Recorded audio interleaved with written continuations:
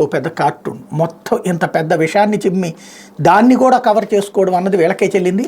తప్పు చేసిన దాన్ని ఎలా సమర్థించుకుంటారు వీళ్ళు అనడానికి సజీవ సాక్ష్యమే.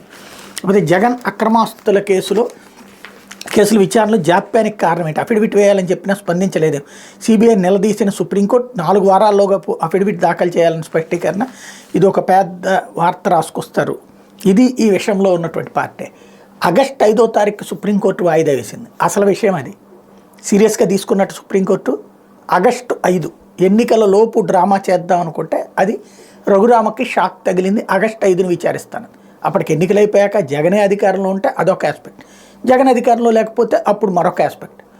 అప్పుడు ఆటోమేటిక్గా అసలు ఈ కేసే డిస్పోజ్ అయిపోయినట్టే, వేస్ట్ అయిపోయినట్టే కదా. జగన్ అధికారంలో ఉంటే అప్పుడు పనికి వస్తుంది కోర్టుకి, అంతే తప్పించి మరేం లేదు. బట్ దాన్ని వార్త ఒకటి, వాస్తవం మరొకటి. దానికి సాక్ష్యం ఇది.